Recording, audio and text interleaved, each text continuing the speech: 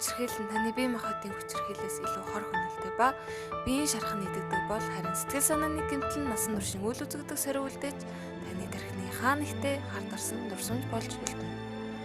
Хэн нэгний харц тухайн эмэгтэй хүний биеийн хэсгэр удаанаар ширтэх, бэлгийн чиг баримжаатай холбоотой хил амаар доромжлох, биед нь зөвшөөрөл хүрэх, зураг авах, бичлэг хийх зэрэг нь бэлгийн дарамт гэж үздэг.